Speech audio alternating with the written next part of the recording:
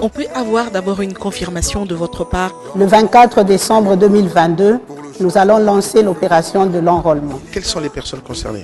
Tous les Congolais âgés de 18 ans révolus à la date du dernier scrutin du cycle électoral sont concernés par la révision du fichier. Donc il y aura une campagne en fait tout azimut pour pouvoir atteindre le Congolais là où il est. Et en quoi consiste concrètement cette application? VRAP est une application qui permet un enregistrement rapide des requérants à partir de n'importe quel endroit.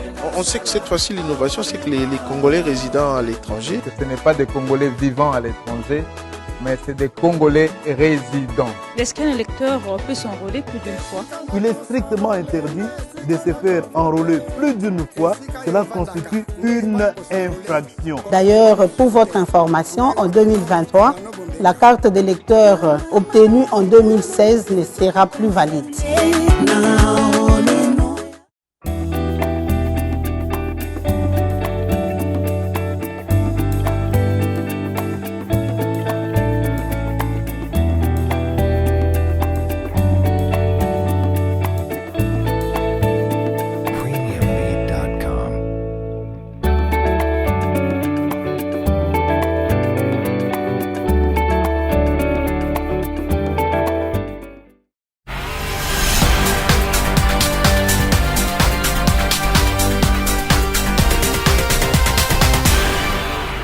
Bon week-end, mesdames et messieurs, bienvenue à cette nouvelle session d'information sur A30 Télévision. Ce journal s'ouvre par la présidence où le chef de l'État a présidé vendredi une réunion de sécurité autour de la planification des actions entre les FARDC, la MONUSCO et la force régionale de la communauté d'États de l'Afrique de l'Est. Les différentes parties prenantes ont arrondi les angles dans le sens de rétablir la paix dans la partie est du pays. Images et commentaires de nos confrères de la presse présidentielle. Cette réunion RDC-MONUSCO, prévue depuis quelques mois, s'est tenue aujourd'hui sous l'autorité du président de la République, Félix-Antoine Tshisekedi Tshilombo. Les échanges ont porté sur les conditions d'une collaboration tripartite FARDC, MONUSCO et forces régionales de la communauté d'Afrique de l'Est afin de concrétiser les résolutions du mini-sommet de Luanda du 23 novembre 2022, réuni autour du commandant suprême des FARDC et PNC, Félix Tshisekedi, les membres du gouvernement concerné, les collaborateurs du président de la République et l'état-major général des FARDC avec les partenaires du pays, à savoir la MONUSCO et la force régionale, ont donc réfléchi sur la planification des actions des opérations entre les trois forces qui permettra de ramener la paix et la stabilité dans la partie est de la RDC. En effet, sous son nouveau mandat en RDC, la MONUSCO est appelée à regagner la confiance des Congolais en accordant protection des populations civiles menacées de violences physiques, en apportant son appui au programme PDDRCS et à la réforme du secteur de la sécurité. Pour rappel, la résolution du Conseil de sécurité des Nations Unies de décembre 2022 s'était félicitée des processus régionaux, notamment le processus de Nairobi et de Luanda, pour restaurer et imposer la paix dans la partie est du pays. Ainsi donc, la MONUSCO devrait soutenir les FARDC et la force régionale de la communauté d'Afrique de l'Est dans leur objectif de contraindre le M23 à cesser les hostilités, à se désarmer et se cantonner dans les zones désignées à cet effet. Peu avant cette réunion élargie, le président de la République avait convoqué la partie congolaise composée du vice-premier ministre des Affaires étrangères, le ministre de la Défense, le porte-parole du gouvernement, le conseiller spécial du chef de l'État en matière de sécurité, le coordonnateur de la sécurité interne et le mandataire spécial du chef de l'État, ainsi que l'état-major général pour pouvoir mettre en place une stratégie nationale. cours de la même réunion autour du chef de l'État Félix Tshisekedi, la partie congolaise et la MONUSCO ont tablé sur la réévaluation du partenariat conformément à la nouvelle résolution adoptée par le Conseil de sécurité, résolution qui porte notamment sur l'émission de la MONUSCO pour la paix en République démocratique du Congo et la tenue des élections paisibles en 2023. Je vous propose de suivre tour à tour le porte-parole du gouvernement Patrick Mouyaya et Bintou Keïta, chef de la MONUSCO. Il est question là aussi de discuter des missions respectives ou conjointes qui doivent être accomplies dans les cadres de la mission de la force régionale. Aujourd'hui, il était question de faire le point de la relation entre le gouvernement de la République démocratique du Congo et la mission des Nations Unies suivant l'esprit de la résolution qui a été adoptée. Vous savez que dans cette résolution, il a été aussi fait mention du plan de sortie, du plan de retrait de la MONUSCO qui a été tant réclamé par nos populations. Il a été convenu que de manière générale, qu'il soit établi un cadre d'entente qui permettra des rencontres régulières entre la mission des Nations Unies en République démocratique du Congo et les gouvernements pour travailler principalement sur les 4 jalons qui ont été définis.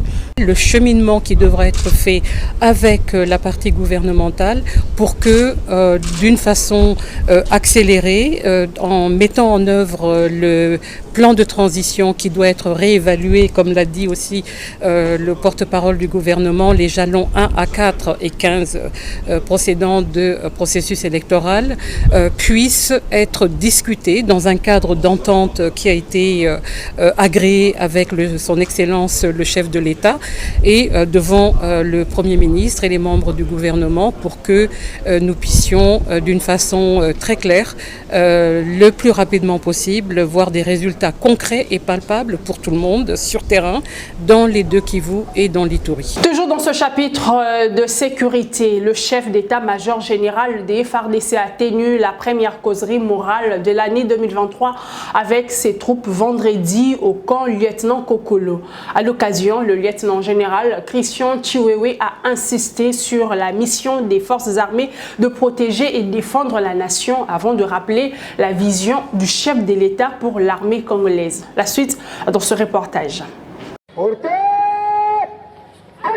Le chef d'état-major général des forces armées de la République démocratique du Congo a présidé sa première parade militaire depuis sa nomination à la tête de l'armée par le chef de l'État. À cette occasion, le lieutenant général Thio Songesa Christian s'est adressé aux militaires de la garnison de Kinshasa réunis au camp lieutenant-colonel Kokolo. Les missions des FARDC, la discipline, les relations entre les militaires et les civils, les droits et devoirs des militaires ainsi que la vision du commandant suprême sur notre armée ont constitué les points clés de son adresse.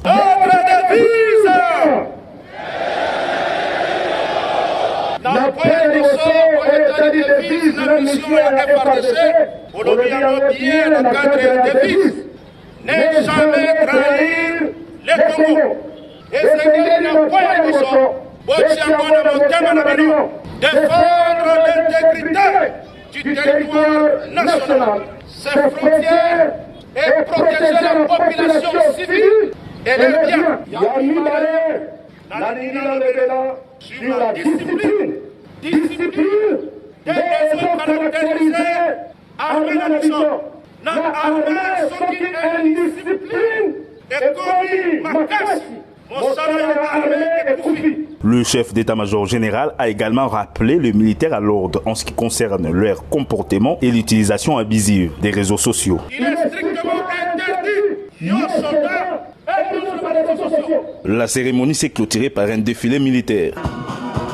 Acquisition par la République démocratique du Congo des matériels militaires modernes, dont de la Turquie, en appui aux efforts de combat pour mettre fin à l'insécurité à l'Est. C'est le gouverneur militaire de la province du Nord Kivu qui a réceptionné ce vendredi à l'aéroport de Goma, ce dont signé Recep Tayyip Erdogan, président turc. Images et commentaires.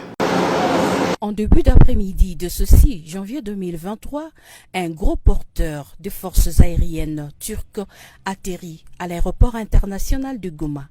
C'est dans le cadre de la collaboration congolo-turque. Le président de la Turquie, son Excellence Recep Tayyip Erdogan, trouve une bonne manière de dire non à l'agression de la République démocratique du Congo en dotant les forces armées de la RDC du matériel militaire très moderne. C'est pour améliorer les conditions des soldats loyalistes sur les lignes de front. Le commandant Daljik, représentant personnel du président turc, les a remis au gouverneur de la province du Nord Kivu. C'est dans un cadre de don que nous aimerions vous remettre ce papier pour formaliser cette remise. Au nom du commandant suprême des forces armées de la République démocratique du Congo et de toute la hiérarchie militaire, le lieutenant-général Constant Dumakongwa, gouverneur de la province du Nord Kivu, a réceptionné cette donation. Au nom du gouvernement congolais, au nom du ministre de la Défense nationale, et nous remercions en leur nom le gouvernement turc, son Excellence Tayyip Erdogan, pour ces dons à son homologue, le président de la République du Congo, son Excellence Antoine Tshisekedi. Et en leur nom, nous recevons avec beaucoup de joie au moment où nos unités au front en ont grandement besoin. Nous comptons sur cette coopération que nous croyons dans l'avenir, ça va produire encore beaucoup de fruits pour les biens de nos deux peuples, donc les Turcs et les RD congolais. Il l'a remis à son tour au commandant 3e zone défense, représenté ici par son adjoint en charge des opérations et renseignements. Nous ne faisons que remercier au commandant suprême des forces armées de la République démocratique du Congo et de la police nationale congolaise, à travers son représentant légal dans la province de Nord Kivu, aux efforts consentis qui est en train de se donner pour améliorer tant soit peu son armée. Le matériel que vous nous donnez, je pense que ça va nous soulager beaucoup au front. Ce don est inscrit dans le cadre de la levée de la mesure de notification qui pesait sur la RDC au Conseil de sécurité de l'ONU, fruit de la diplomatie offensive du président Félix-Antoine Tshisekedi suite à la guerre par procuration rwandaise faite à son pays, la RDC. La reprise des cours prévus ce lundi 9 janvier après les festivités de fin d'année semble hypothétique pour les écoliers du Nord Kivu pour cause de la grève annoncée par les enseignants des écoles primaires publiques de cette province. Les professionnels de la CRE étalent plusieurs préalables avant de reprendre les cours. Les explications avec Esaïe Tsongo, notre correspondant depuis la ville de Goma au Nord Kivu. Cette grève est déclenchée à la suite du non-respect des revendications des enseignants.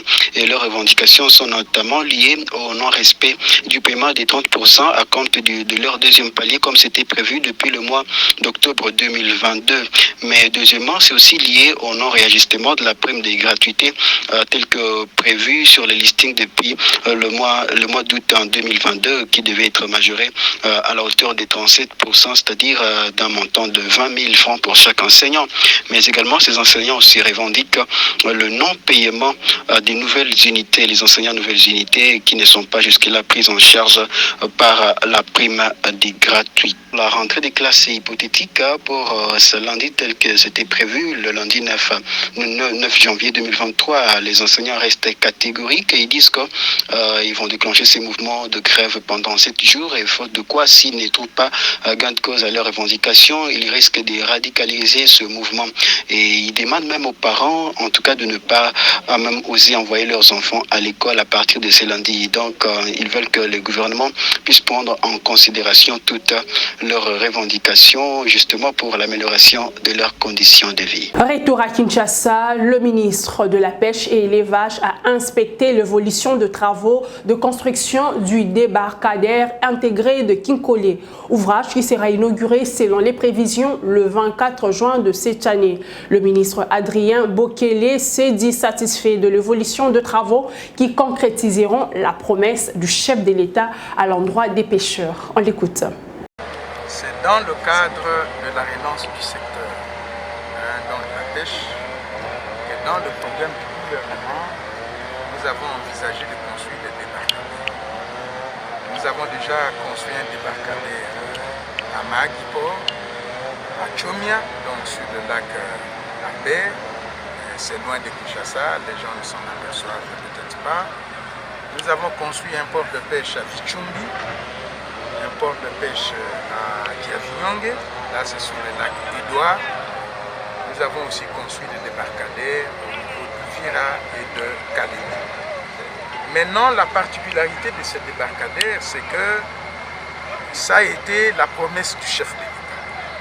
Vous vous rappellerez que lorsque le chef de l'État était ici le 21 mars 2020, il avait promis aux pêcheurs donc de Poul-Malibo qu'il devait quand même construire un débarcadère, il devait construire un port de pêche pour eux. Et c'est ce que nous sommes en train de faire. Et je crois que d'ici le mois de juin, tout va finir pour que le 24 juin 2023, que le chef de l'État vienne ici pour inaugurer donc, ce port de pêche. Je crois que c'est avec satisfaction que je vois l'évolution des travaux sur le terrain. Parce que là, les bureaux sont presque achevés à part la toiture, le prévissage et toutes les étapes de finition. Ils se sont déjà attaqués à la chambre froide et ce qui reste à réaliser ici, tel que tu vois, c'est le marché qui ne constitue pas vraiment l'entreprise. Ce port est construit par le gouvernement, parti du fonds propre du gouvernement, à 100% d'ailleurs. Écho de partis politiques dans ce journal. Le parti de l'opposition républicaine dynamique progressiste révolutionnaire a tenu sa première matinée politique de 2023. Devant les militants venus de toutes parts, le président de la DIPRO a sensibilisé davantage à l'enrôlement de la population. Maître Constant Moutamba a fustigé les déclarations de certains acteurs politiques qui appellent à la désolidarisation au processus d'enrôlement. C'était ce samedi au siège de la DIPRO dans la commune de Kasavubu. James Mouchia et Paul Mwindam.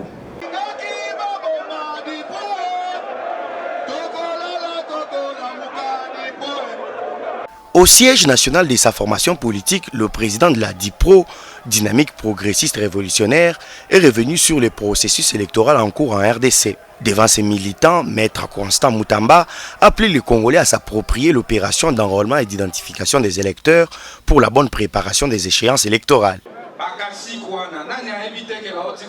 Jusqu'en 2020,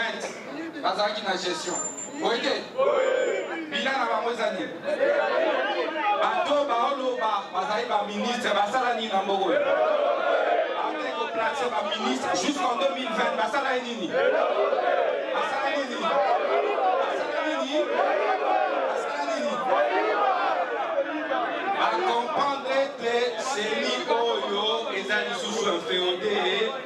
Face à la désolidarisation du PPRD au processus d'enrôlement, la DIPRO appelle Joseph Kabila à bouter hors de son entourage les personnes qui crachent sur ses efforts de l'alternance pacifique.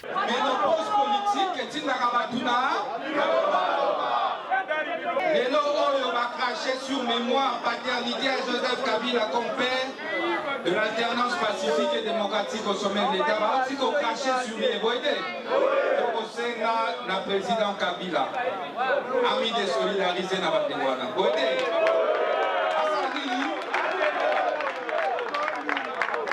Dans l'opinion, le président honoraire Joseph Kabila a salanini a mis des solidarisés dans Par ailleurs, le président de la DIPRO a loué les efforts des jeunes dans la mobilisation lors des marches contre l'agression rwandaise. Et le parti politique Avenir du Congo avance à grands pas avec son processus d'adhésion massive de nouveaux membres dans la ville de Kinshasa. Pour la première vague d'adhésion de l'année 2023, ACO a enregistré de centaines de membres de l'association Fachi Progrès. C'était ce vendredi au siège de cette formation politique dans la commune de Kasavubu. Reportage Abondance Mazamba. Des militants en effervescence. Une folle ambiance au parti Avenir du Congo en marge de l'adhésion de la structure Fachi Progrès. À l'ACO, les portes sont désormais ouvertes chaque vendredi pour recevoir ceux qui ont décidé de partager la vision politique de Dani Banza Maloba à travers l'opération Vendredi Adhésion Massive initiée par l'interfédéral de la ville de Kinshasa, Jean-Simon Moutieni. Cette 4e phase d'adhésion est la première de l'année 2023, a connu la participation du secrétaire général du parti, le Dr Roger Mwamba, qui a félicité les membres de Fachi Progrès pour le bon choix porté à l'ACO. Adhésion à Bino, ils ont fait ça soulever par le français, ils ont fait ça maïna moulet, donc ça porte de l'eau dans le moulet pour que ACO et ça la casse mingi parce que nous avons besoin de tous les députés et belé pour que tout ça va programme paye à Malonga. À l'occasion, le secrétaire général de l'ACO a loué les actions du chef de l'État Félix Tshisekedi et a appelé les militants à l'enrôlement. L'élection est causale, enrôlement yangoana et bandit.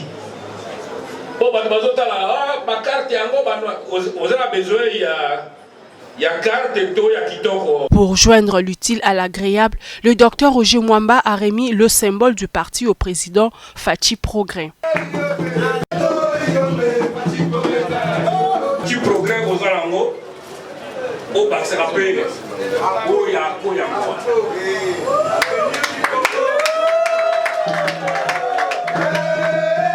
L'interfédéral de la ville de Kinshasa du Parti Avenir du Congo s'est dit déterminé à poursuivre avec l'opération d'adhésion massive jusqu'à faire implanter les partis politiques de Dani Banza Maloba dans toute la capitale. C'était l'essentiel de l'actualité. Merci de nous avoir suivis et restez branchés à nos programmes à lundi.